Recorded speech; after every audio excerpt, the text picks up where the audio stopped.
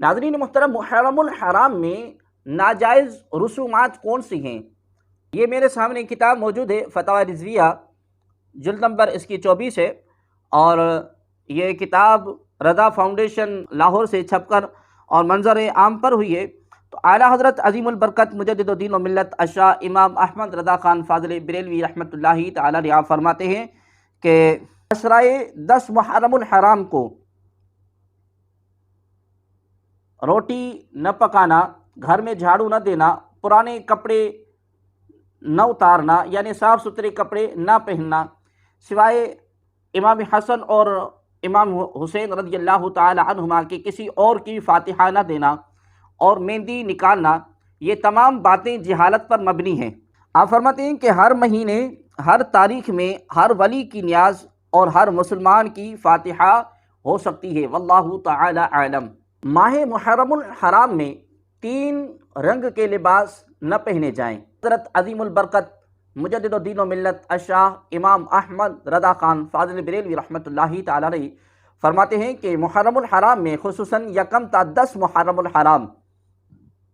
3 رنگ کے لباس نہ پہنے جائیں۔ سبز رنگ کا لباس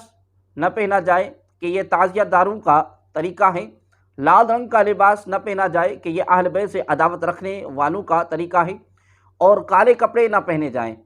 کیونکہ یہ رافضیوں کا طریقہ ہے، لہذا مسلمانوں کو اس سے بچنا چاہیے بحوالہ احکام شریعت۔ ناظرین محترم، اعلیٰ حضرت عظیم البرکت مجدد الدین و ملت الشاہ امام احمد رضا خان فاضل بریلوی رحمۃ اللہ تعالی علیہ سے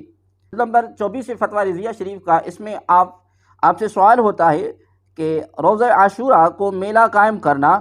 اور تعزیوں کو دفن کرنا اور ان پر فاتحہ پڑھنی جائز ہے یا نہیں، اور 12ویں اور 20ویں محرم اور 20ویں سفر کو تیجا اور 10واں اور 40واں اور مجلس قائم کرنا اور میلہ لگانا یہ جائز ہے یا نہیں۔ تو اعلیٰ حضرت عظیم البرکت مجدد الدین و ملت الشاہ امام احمد رضا خان فاضل بریلوی رحمۃ اللہ تعالی علیہ فتویٰ رضویہ کے جلد نمبر 24 اور صفحہ نمبر 501 پر آپ فرماتے ہیں کہ عاشورہ کا میلہ لغو اور لہو